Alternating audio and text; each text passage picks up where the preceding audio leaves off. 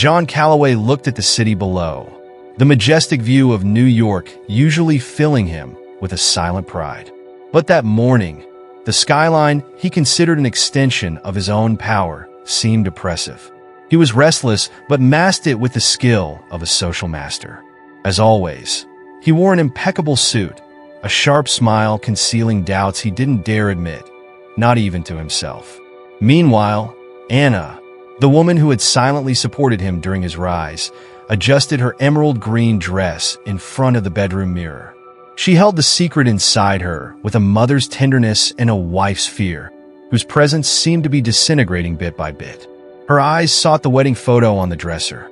She hesitated before picking up the frame, turning it face down. She didn't want that memory to give her false hope. Today, she would tell John she was pregnant, certain he would realize the significance of the moment and use it as a bridge to the happier days they once shared. When John arrived late at the restaurant where they had agreed to meet, he carried an air of habitual urgency. But he wasn't alone. Claire Donovan, his trusted executive, was at his side, and the smile she flashed at him the moment they walked in carried something Anna couldn't define, something that made her stomach sink. Anna watched the scene as the glass of water in her hand trembled. Her heart pounded as she tried to process what she was seeing. The man who once stayed up all night revising contracts by her side now felt distant, detached, and foreign. The words she had planned to whisper into his ear now seemed too heavy to speak. "Anna, I didn't know you'd be here," John said, as if her presence was a minor inconvenience. His voice carried the indifference of a stranger. He introduced Claire with the casualness of someone presenting a colleague, but the flash of discomfort in his eyes didn't escape Anna. She hesitated, struggling not to let the pain show in her words. "We had a lunch date today. Don't you remember?" The question carried a silent plea for validation. John sighed, adjusting the cuff of his shirt with almost theatrical precision. "My day's been complicated. It must have slipped my mind," Claire interjected, her smile growing sharper. "Oh, John, you should have told me. I wouldn't have wanted to interrupt." There was something in her tone that made Anna grip the fabric of her dress. Before she could respond, John cut the moment short. "Please, Anna, don't make this into something it's not." Those words struck like a knife, and in that instant, something inside Anna began to break. She realized the man standing before her was no longer the John she had known. He had changed, and what was left was a void filled with ambition and disregard. The sound of Anna's steps echoed through Manhattan's busy streets. Her vision blurred with tears she stubbornly kept hidden from the strangers around her. John's cold tone still resonated in her mind like a relentless reminder that something was irreparably broken. When she finally found a bench in Central Park, her legs gave out. She sat, holding her stomach protectively, as if already trying to shield her child from the world outside. The news she had planned to announce with joy now felt like a cruel joke. How could she raise a child in such a hollow marriage? She closed her eyes, letting the autumn wind brush against her face as she pondered her next step. Stay or leave? That was the question that tormented her. At that moment, far away, John resumed his lunch with Claire as if nothing had happened. He wasn't insensitive. On the contrary, he knew very well what had just occurred would leave a mark. But for him, dealing with Anna's feelings seemed like something that could be postponed, like just another item on his long to-do list. In the weeks that followed, the luxurious penthouse Anna called home became a prison. The glass walls that offered a panoramic view of the city now seemed like windows to a future she could no longer reach. She spent sleepless nights listening to the distant hum of the city that never sleeps, caressing her belly and feeling the small movements of her growing baby. Each kick, each sign of life, was a reminder that she needed to act, not for herself, but for her child. One day, after a long morning of reflection, Anna made her decision.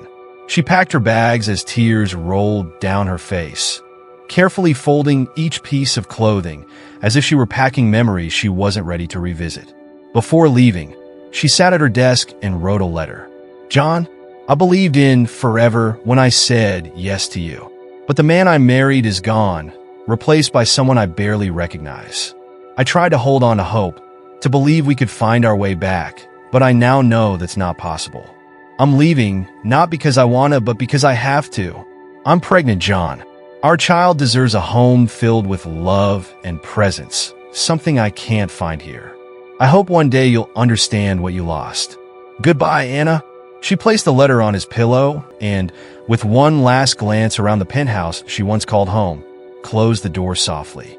Anna arrived in Boston with a suitcase in hand and a heart heavy with uncertainty. The city seemed more humble, but also more welcoming than the arrogant Manhattan she had left behind. She found a small apartment in a modest neighborhood where the peeling walls were less a sign of decay and more a testament to resilience. She started tutoring to support herself, using her experience as a teacher. The routine was exhausting, but gave Anna something she hadn't felt in a long time: purpose. Her neighbor, Mrs. Henderson, a kind widow, soon became a friend and confidant. It was to her that Anna revealed her secret. "You're stronger than you think, dear," said the elderly woman, holding Anna's hands tightly. "This baby is your chance for a fresh start. Don't let anyone convince you otherwise." Mrs. Henderson's words ignited something inside Anna. At night, as she listened to the sounds of her new neighborhood, she began to dream again, not for herself, but for her child. Months later, Anna was at her kitchen table balancing her checkbook when she felt the initial contractions of labor. At the hospital, she endured hours of labor with fierce determination, clutching a nurse's hand as she brought a perfect baby boy into the world. "It's a boy," the doctor announced. Healthy and strong, tears of joy streamed down Anna's face as she held her son in her arms. "Welcome, Noah," she whispered. "You are the start of something new." In the days that followed, Noah brought light into Anna's life. She spent sleepless nights rocking him, feeling that each of his smiles erased a bit of the shadows of the past. But even as she celebrated her new role as a mother, she knew her path was far from easy. She began working on an old dream, opening a community school for underprivileged children. Between feedings and diaper changes, Anna dedicated every spare moment to research, writing proposals, and attending meetings. Though she faced constant rejections, the determination growing with each of Noah's giggles kept Anna going. One afternoon, while reviewing her school plans, Anna felt a sharp pain and panic as she realized her baby had a high fever. She rushed to the hospital, her heart racing. That night, as Noah slept peacefully after the scare, Anna promised herself that nothing would stop her from building a better future for him. Boston wasn't New York. There were no luxuries, parties, or extravagant dinners. But in that city, Anna found something she had lost: a sense of purpose. She was a mother, a dreamer, and a fighter.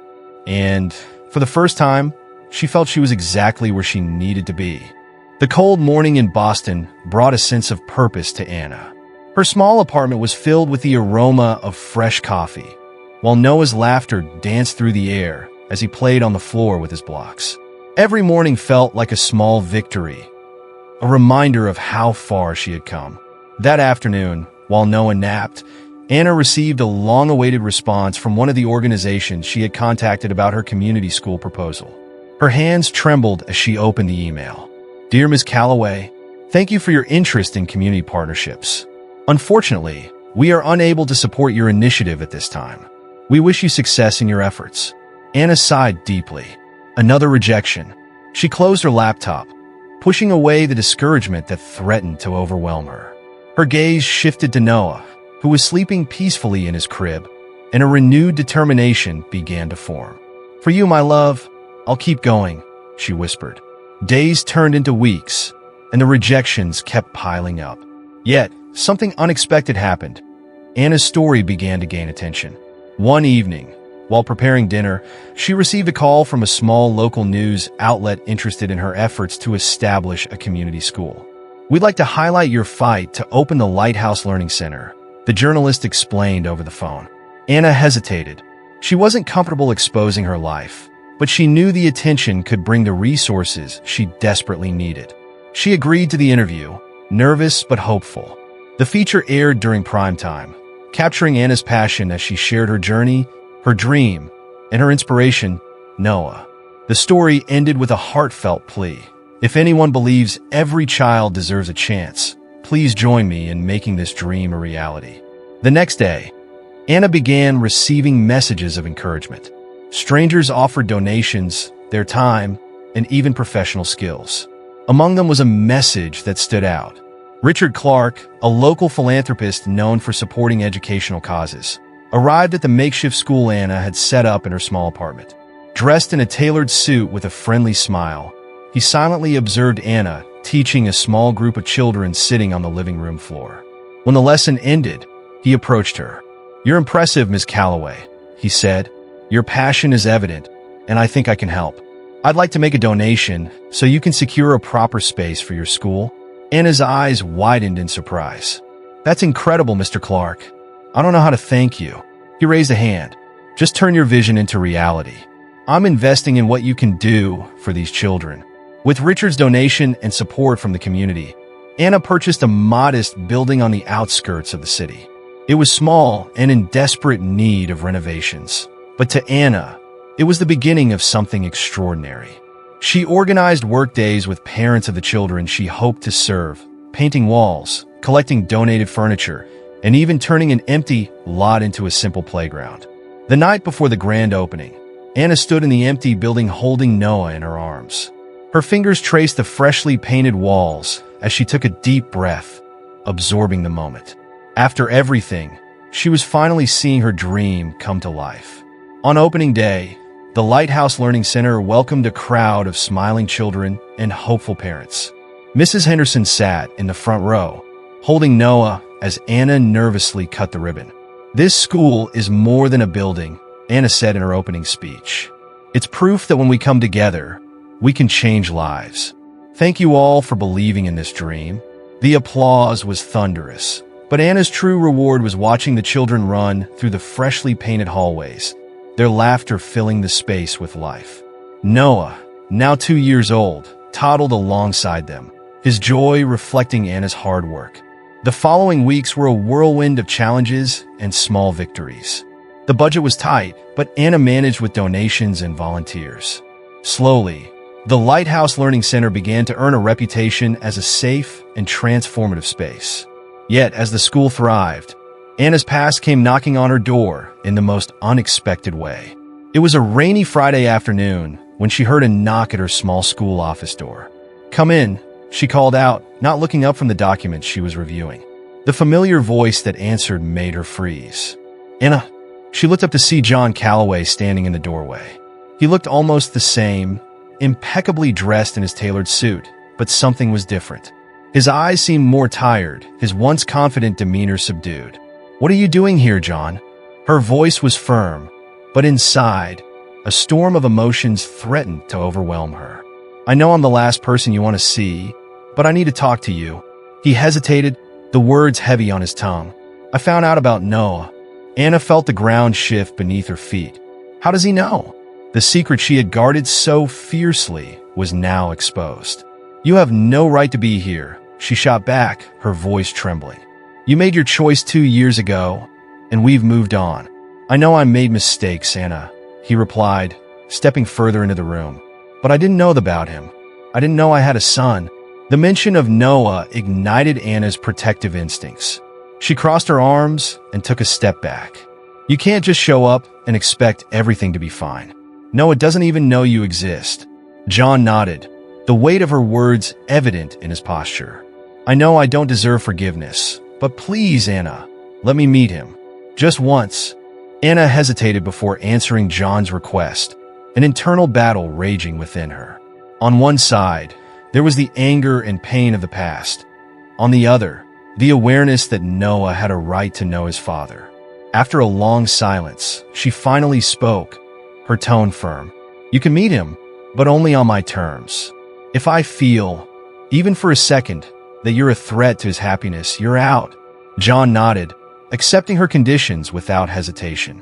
That same day, he met Noah for the first time. The little boy was playing in the school's playground, clutching his stuffed elephant tightly to his chest. Anna watched from a distance as John knelt to speak to him. "Hi, Noah," John said, his voice gentle. "I'm a friend of your mom's." Noah looked up at him curiously, hugging the elephant closer. This is Ellie. She's my best friend." John smiled, his eyes welling up. "Ellie is a beautiful name. Can I meet her?" The boy thought for a moment before holding out the elephant to John, a small gesture that made Anna's heart tighten. Watching Noah interact with John was both comforting and painful. They laughed together, and something between them seemed to flow naturally. In the days that followed, John became a quiet but consistent presence. He volunteered at the school, helping with repairs and events, and spent time getting to know Noah. Yet, for Anna, the fears and distrust lingered. One afternoon, while Noah was playing in the school garden, Anna was on the phone handling administrative matters. John, sleeves rolled up, was beside Noah, helping him water a community garden they had planted together. "Daddy, this plant is thirsty," Noah said, pointing to a wilting tomato plant. "Then we'd better give it a good drink," John replied with a laugh. "But not too much, or it'll drown." From a distance, Anna watched the interaction. The word daddy came so naturally from Noah's lips that it stirred a mix of joy and guilt in her. On the one hand, she was glad to see Noah bonding with his father. On the other, she couldn't shake her lingering doubts about John. As she stood lost in thought, Mrs. Henderson's voice broke through. "They seem so natural together, don't they?" Anna sighed, crossing her arms. "Yes, but it's not that simple." The older woman nodded knowingly. "You've been hurt before, dear, and I don't blame you for being cautious. But don't let the fear of the past blind you to what's right in front of you." Anna said nothing, but the words stayed with her. Perhaps there was truth in them, but fully trusting again still felt like an impossibly large step to take.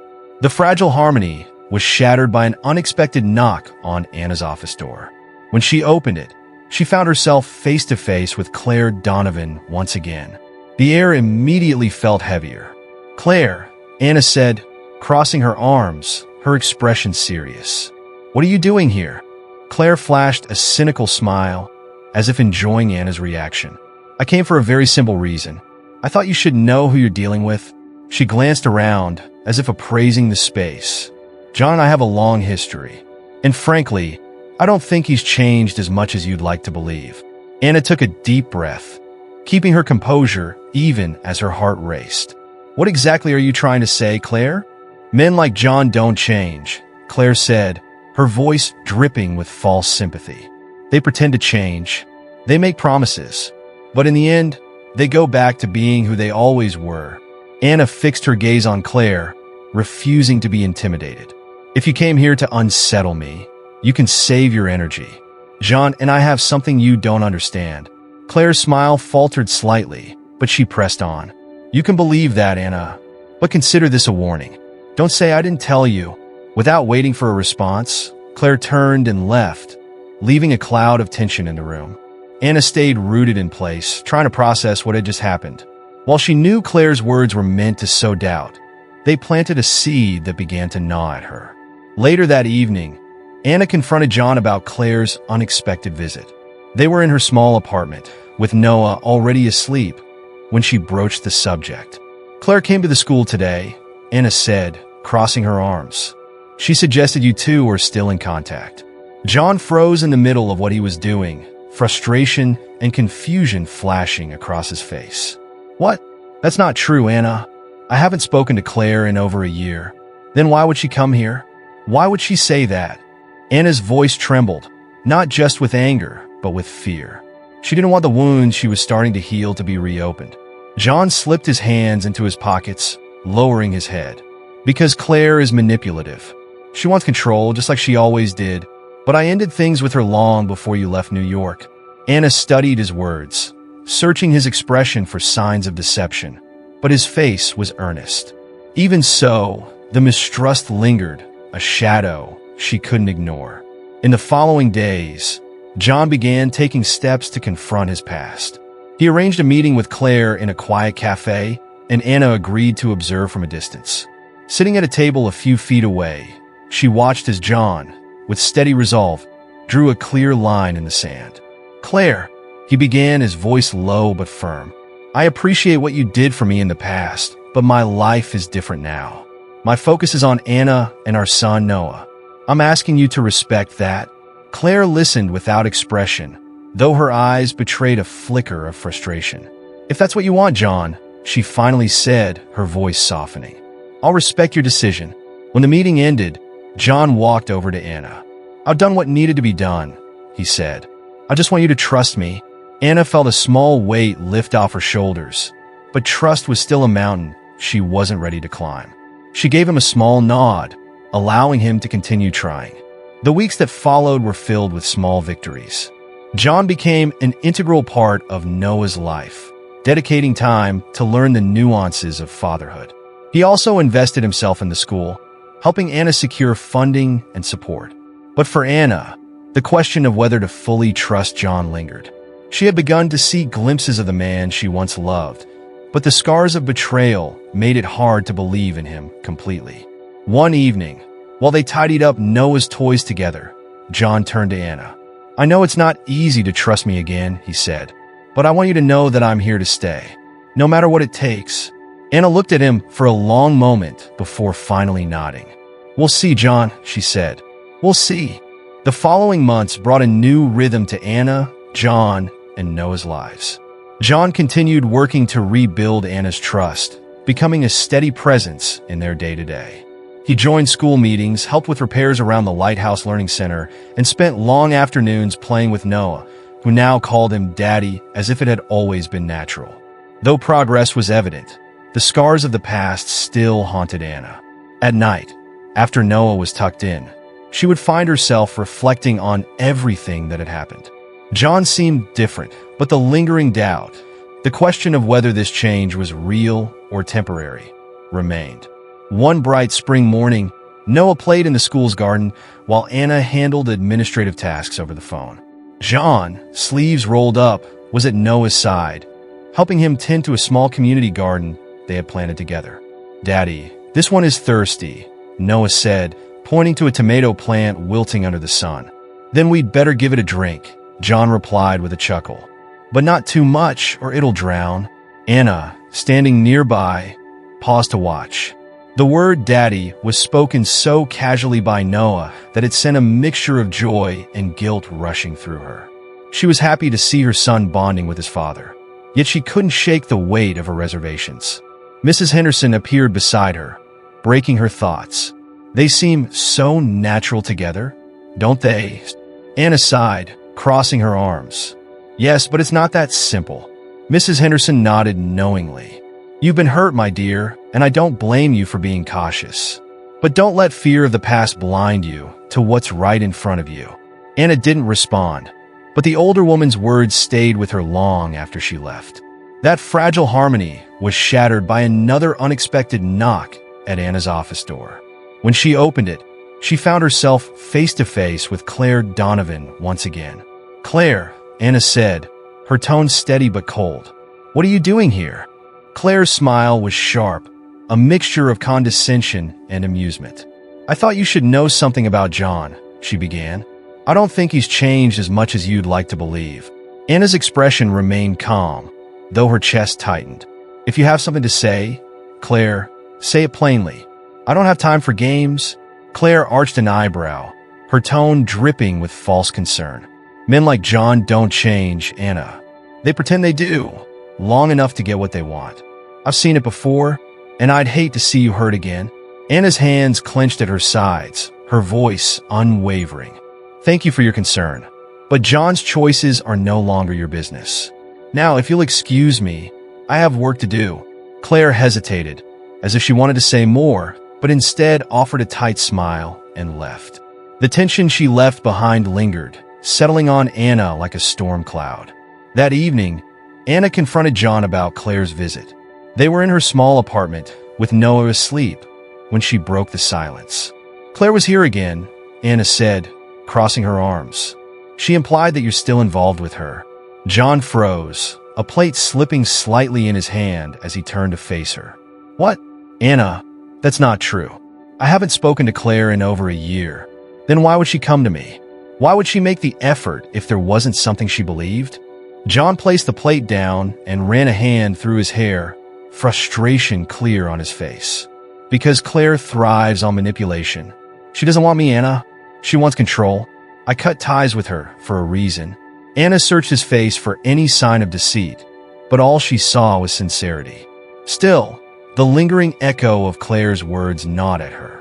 "You hurt me once, John," Anna said, her voice soft but firm. "More than once. I can't afford to go through that again. Not for me, and not for Noah."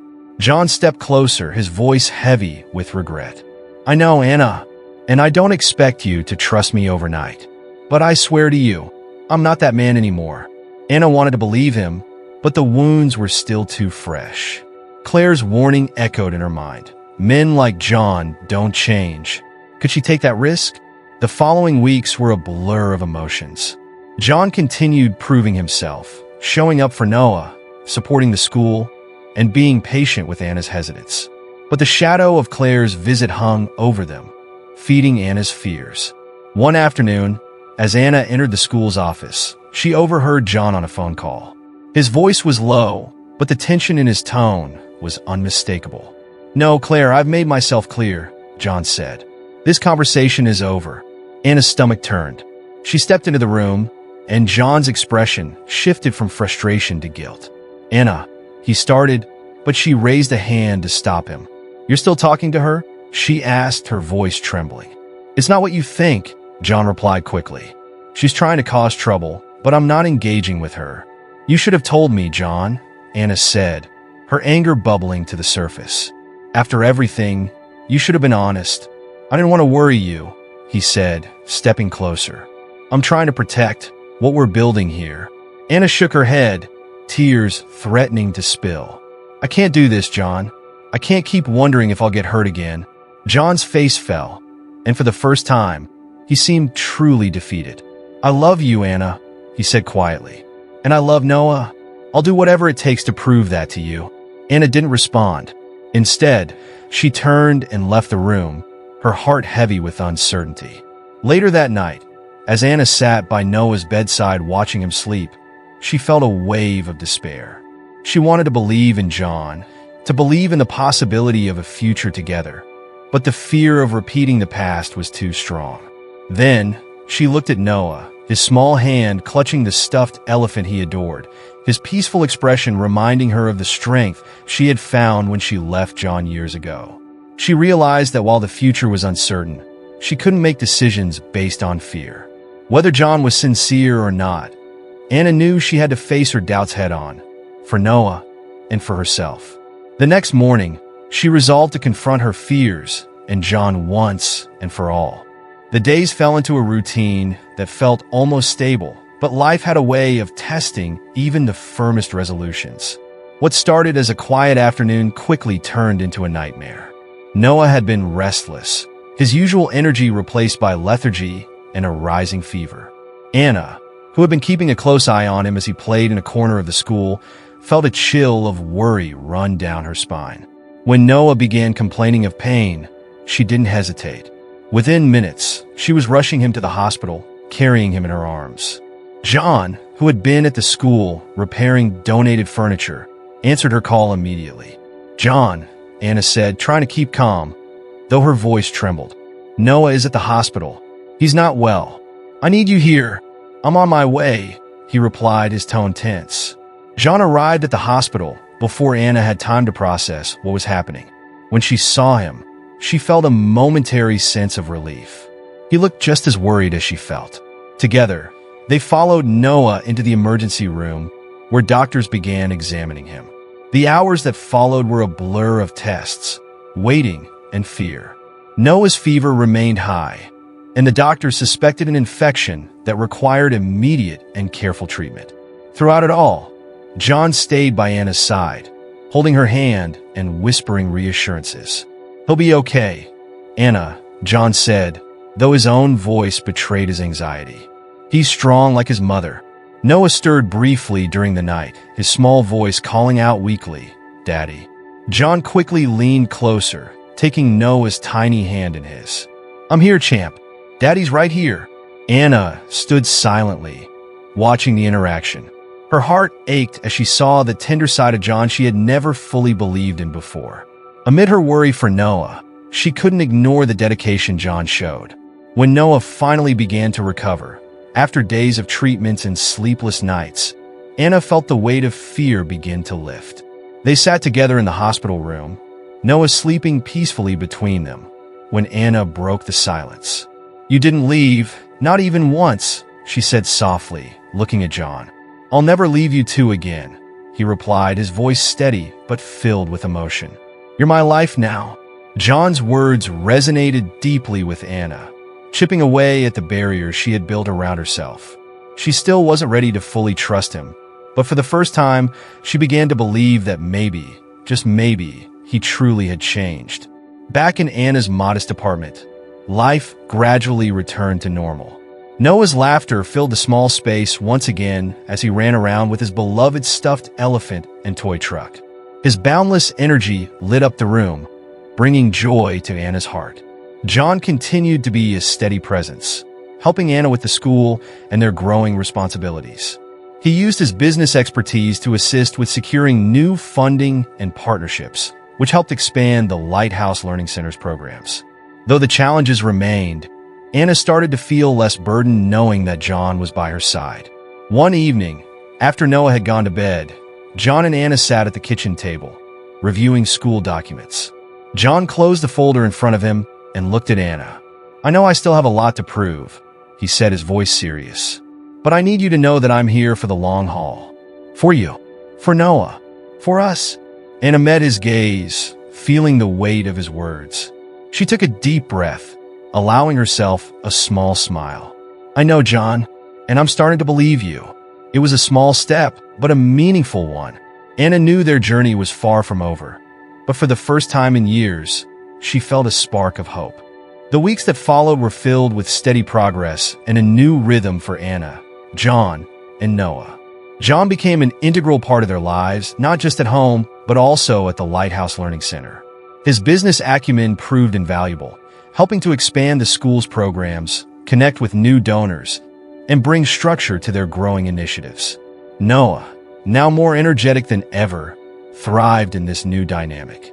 He adored spending time with his father, proudly showing him off to his friends at school. Every time Noah called John Daddy, Anna's heart swelled with a mix of joy and lingering uncertainty. She had begun to see the man John was becoming, but the scars of their past still made it difficult to trust fully. An unexpected proposal. One quiet evening, after Noah had fallen asleep, John invited Anna for a walk. Though surprised, she accepted. It was rare for them to have time alone. They strolled through a nearby park, the night air crisp and quiet, interrupted only by the soft rustling of leaves. "I wanted to show you something," John said, stopping under a street lamp. Anna turned to him, confused, as he reached into his pocket and pulled out a small velvet box. Opening it, he revealed a simple yet elegant ring. Then, to her astonishment, he got down on one knee. "Anna," he began, his voice steady but full of emotion, "I know I don't deserve a second chance, but I'm asking for one anyway. I want to build a life with you, to face everything together. Will you marry me again?" Anna's breath caught, her emotions surging like a storm. Memories of their past, both the joy and the pain, flooded her mind. She thought of the walls she had built to protect herself and how John had slowly been chipping away at them. Finally, she let the moment carry her. "Yes, John," she whispered, tears streaming down her face. "Yes, I'll marry you again." A simple, meaningful wedding. Their wedding was a modest affair, held in the school courtyard under strings of twinkling lights. Friends, family, and the children whose lives the Lighthouse Learning Center had touched were all present. Noah stole the show, proudly wearing a small suit and clutching his stuffed elephant as he watched his parents exchange vows. Unlike their first wedding, the promises they made this time carried a weight shaped by their shared struggles and growth. "I promise to always choose you," John said, his voice thick with emotion, "to be the husband and father you and Noah deserve. And I promise to trust you," Anna replied, her eyes glistening with tears, "to leave the past behind and embrace the future we're building together." When they kissed, Noah cheered loudly, clapping his hands and making the crowd laugh. For the first time in years, Anna felt a profound sense of peace, a bright future. In the months that followed, the Lighthouse Learning Center flourished. With John's help, Anna expanded the school's reach, offering more programs and helping countless families. The building, once a humble start, now stood as a symbol of resilience and hope. At home, life was filled with laughter and love. Noah continued to grow, exploring the world with the boundless curiosity of a child surrounded by care and stability. His favorite moments were the ones spent with his parents, who now formed a united front. One sunny afternoon, as Anna watched Noah play with his friends in the schoolyard, she felt a sense of fulfillment she hadn't thought possible. John joined her, wrapping an arm around her waist as they stood together. "You did it," John said, his voice warm and full of pride. "No," Anna replied, smiling up at him. "We did it." They watched Noah laugh and run, his energy infectious. For the first time in years, Anna felt truly at peace. Together, Anna and John had turned heartbreak into healing, doubt into trust, and built a legacy of love, resilience, and hope. It was a legacy that would endure for generations. If you need any further adjustments or additions, let me know.